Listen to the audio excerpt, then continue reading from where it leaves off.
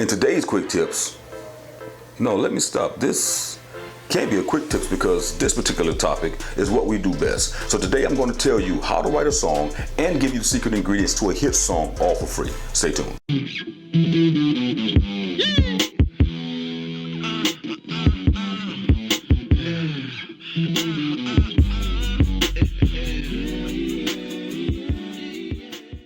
Now for my producers, you're going to want to share this with your writers. If you have a writing team, definitely share this video. So now first things first, let me explain that there is an art to writing songs, and one that I picked up from Pyper. Being that I came from a hip hop arena and jumped into a songwriting world, Sly was a jazz musician and he saw the world a little differently, and he helped me understand the beauty in poetry. Now that's not saying you have to be a poet, but let me give you insight to what other songwriter tips are not sharing. And we're giving this to you from our experience of being platinum and Grammy Award winning songwriters and producers. So we're a little qualified, I hope. Now number one, first things first. I've taught many writers to do one thing before you get into writing, which is understand that songwriting is to be compared to movie editing or even a music video. So in other words, go into video mode, which means you have to tell a story in as less time as possible. So the second thing you want to do is create a hook. And the hook is exactly that.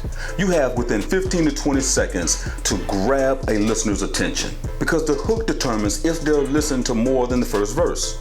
But I know what you're saying. Firstly, it goes against the principles of writing songs, which is the hook should come before the bridge and acts as the chorus. Well, yes and no, because there are actually two hooks. And the very first hook is the one that determines, again, should I listen to the rest of your song or even hear the chorus or the acting hook, as I like to call it. Now, number three, you should be asking, now how do you do that? Now I can give you many ways to do this, like a strong musical intro filled with the right ambience or mystery or even excitement, which can get the listener's attention. However, let me simplify it for you by using a principle given to us in school. Now I'm not going to go too far into detail. However, in school we're told things start with sentences and are composed of person, places, and things. Which leads me to number 4, the elements. Basically, you're explaining your experiences or views in a musical way to relate to your listeners. You need to be able to tell a story through the songs you're writing. Okay, and if that's too much to comprehend, then let me break it down to something you did understand or will understand, such as heartbreak, love, or crazy moments in your life. But it has to be structured within 3 key elements. First, bridge, hook, chorus, second, verse, and that's pretty much it. And then you have the closing, of course. But number 5 is what is very important. We explain in detail how to write in the first verse. The first verse is the head. It tells you about the experience in the beginning. The first verse may be looked at as an introduction of the song, as it introduces your experience to the listener. Now number 6, when writing a song, you need to make sure it gives a certain flow. We use what is called the WHWW. Basically, what, how, when, where, or some people say what, how, when, where, or when, what, how, where. It doesn't matter. However, these are basically questions that you're asking within your particular verse or the intro or the hook. This puts the listener in a position that makes them think and recall a past event based on the way your question was asked. This is also, as I said before, a hook. Now, number 7, what happened in the song? In the verse, you need to share what happened. This should explain what took place in your experience. When you write about what happened in your verse, it should engage the listener. This becomes the core event in the song. It tells the listener about what took place in the beginning of the event. The verse eventually takes you through how the event happened. It sets the mood of the song and gives you details of how everything will take place. It tells how the beginning was. It also gives you the song meaning. After the listener hears the song, they should know whether it's about a good or a bad experience. Now number 8, when did it happen? You can use phrases that are related to time, like a summer day in July, on the 22nd of April, just to give the song a sense of a time frame. This can also tell the listener about the experiences or events that were taking place during a certain time. Now speaking of age can also tell the listener about experiences that take place at a certain age. Now, where did it happen? Speaking about where the experience took place can tell the listener about the surroundings or the setting of the experience. And this determines the mood of the song. Phrases like, chilling in the cold, and the grocery store can set the mood of the song. Now, a very important aspect, of course, is the bridge. The bridge creates a link between the verses and the hook. That's why it's called a bridge. The bridge may also be before the end of the song. The bridge creates the hype for the hook.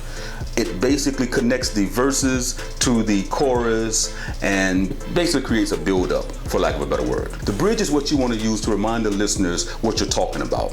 It can also be like a summary about what the verse means or even what the entire song is about.